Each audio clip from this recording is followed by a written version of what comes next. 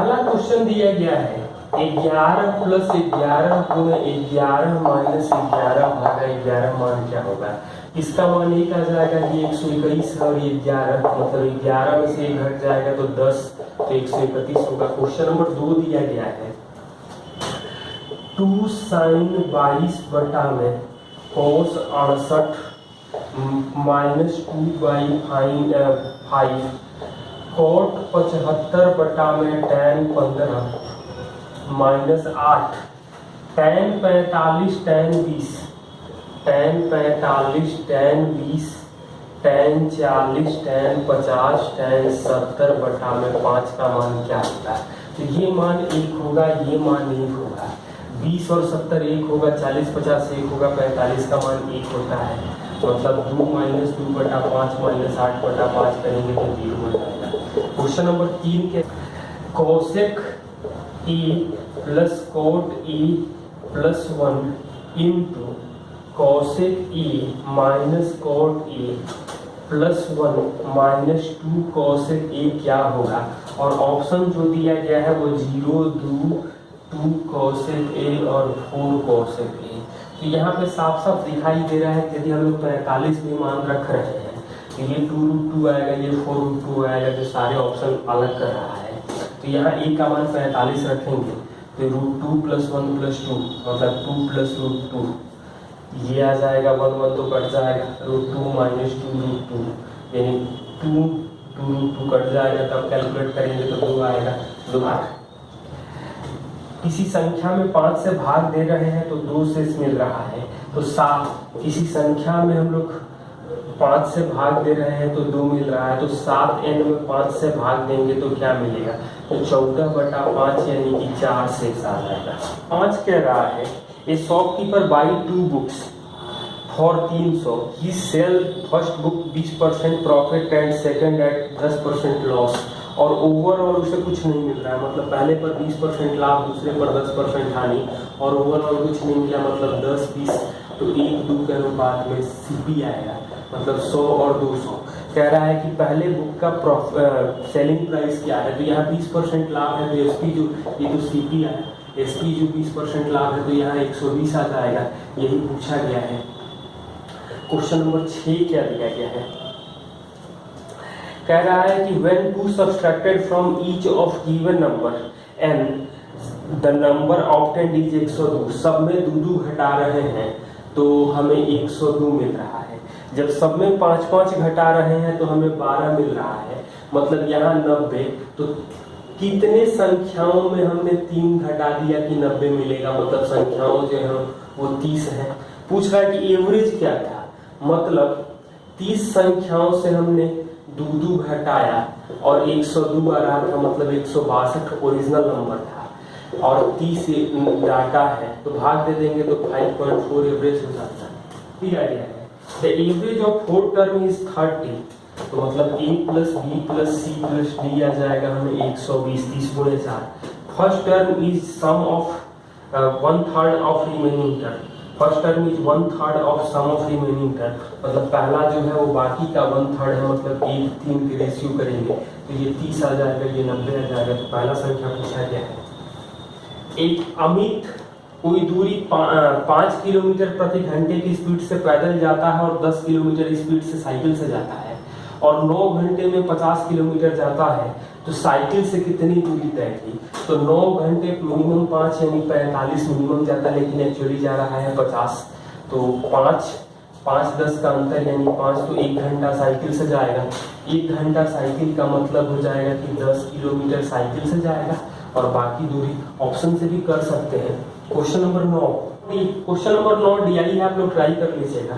Question number 10 क्या दिया गया है, x + y दिया गया है हमें 13, y + z दिया गया है 15 और z + x दिया गया है 16। और हमसे पूछा गया है xy + xz y xy z का वैल्यू क्या होगा। तो 15, 28, 44 मतलब x + y + z करेंगे तो 22 आएगा। तो 2 बार जोड़ेंगे तो 2x 2y 2z आ रहा है 44। अब 22 है, मतलब यहाँ से z का वैल्यू जो आ जाएगा वो 9 आएगा, z का वैल्यू 9 आएगा, मतलब y का वैल्यू 6 आएगा। तो 15 यानी x का वैल्यू 7 आएगा। मान रखेंगे तो क्या मिलेगा, xy करेंगे तो 42, zx तो 9 7 63 बटा में 9 गुणे 6 गुणे 7 105, 7 से भाग देंगे तो 15, 3 से भाग देंगे तो ये 3 और ये 5 यानी 5 बटा 18 आ जाएगा।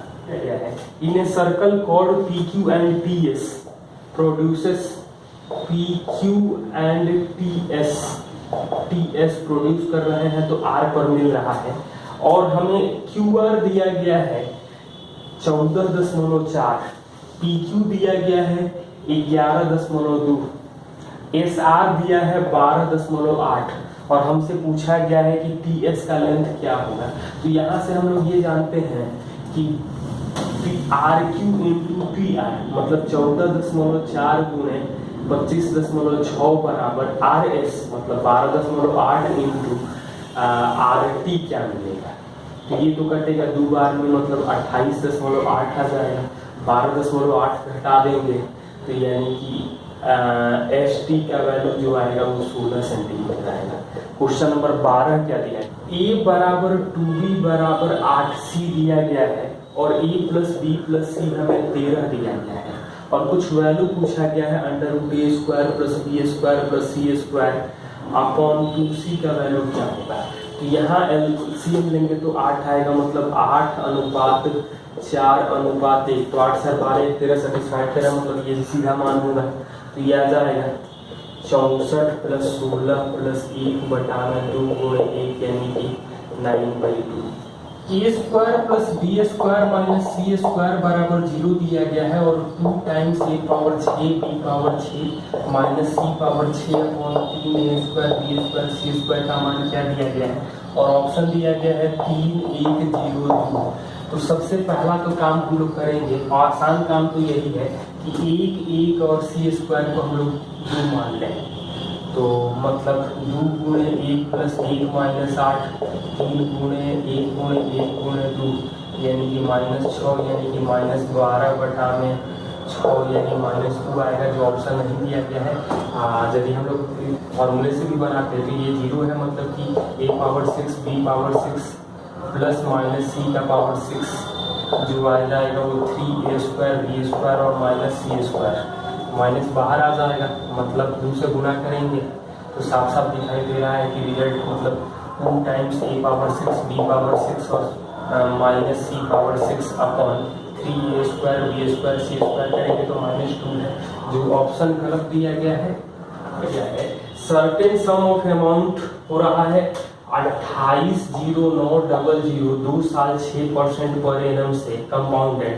तो अमाउंट क्या था मतलब कि 6% 2 साल करेंगे तो 12.36 ब्याज मिलेगा यानी कि 112.36% हमें ये दिया गया है। 10 हटाएंगे तो यहाँ 100, ये इससे 4 बार में कटेगा।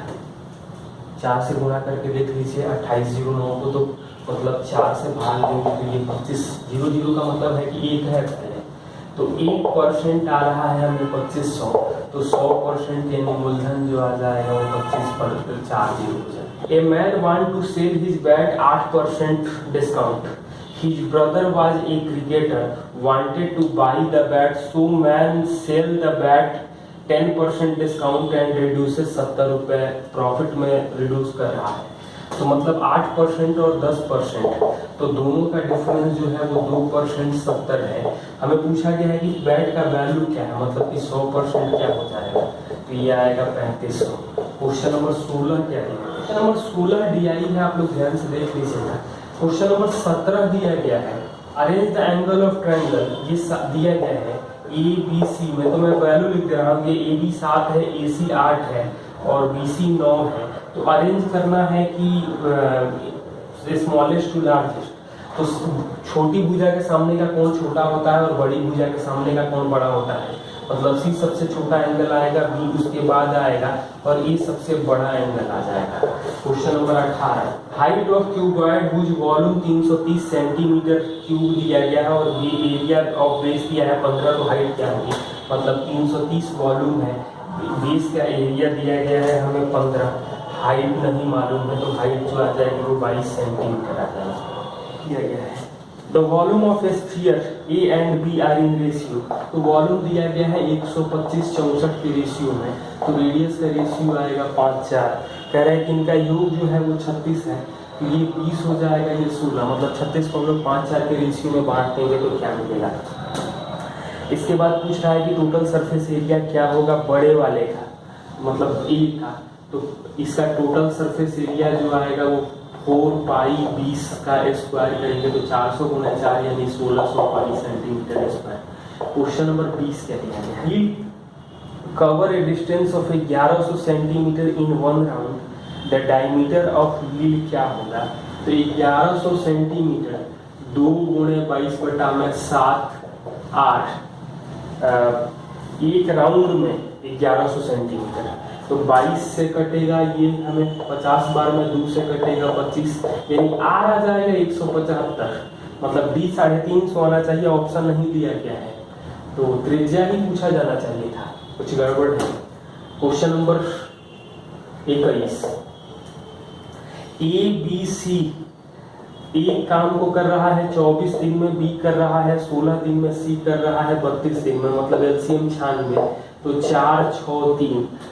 कह रहा है कि ए और बी ने काम शुरू किया और 6 दिन काम किया, तो 4 3 7 गुणे 6 करेंगे तो 42, बाकी बचा 54 काम बी कितने दिन में करेगा, यानी कि 9 दिन में करेगा।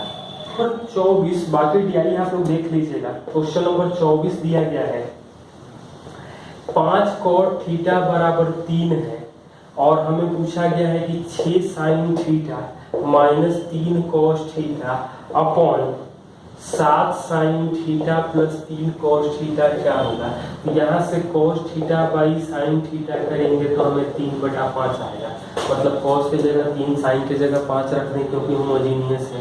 ये 30 माइनस 9 और ये आ जाएगा 35 प्लस 9 यानी कि 21/44 आ जाएगा। दिया गया है एक ट्रेन एक 60 किलोमीटर की स्पीड से दूसरी ट्रेन को जो 225 मीटर लंबी है 72 सेकंड में पार करती है सेम डायरेक्शन में, तो vx 60 माइनस v गुणे 5/18 72 सेकंड में पहली वाले की लंबाई नहीं मालूम है और 225, जब विपरीत दिशा में पार करती है तो 18 सेकंड लगते हैं, मतलब कि 60 प्लस v गुणे 5/18 गुणे 18 सेकंड में पार करती है, तो लंबाई तो वही रहेगा सेम डायरेक्शन। अब यहाँ पर हम लोगों को सॉल्व करना है तो साफ साफ दिखाई दे रहा है दोनों बराबर है, ये दोनों रेशियो में कटेगा, ये 4 मतलब 240 माइनस 4v बराबर 60 प्लस v कर सकते हैं, तो 5v आ जाएगा 180 यानी v आ जाएगा 36 किलोमीटर पर आवर। ये दूसरे वाई वाले ट्रेन की चाल हो जाएगी। अब हमें पूछा गया है कि x की लंबाई क्या है, तो पहले या दूसरे इक्वेशन कहीं रख सकते हैं, मतलब 24 घटा देंगे गुणे 5/18 गुणे 72 बराबर x प्लस 225, ये कटेगा 4 यानी 480 बराबर x प्लस 225, घटा देंगे तो कितना आ जाएगा, तो x का वैल्यू आएगा 255 मीटर। और आप लोग पीआई की क्वेश्चन ध्यान से देख लीजिएगा, बाकी क्वेश्चन में पूरा करता है।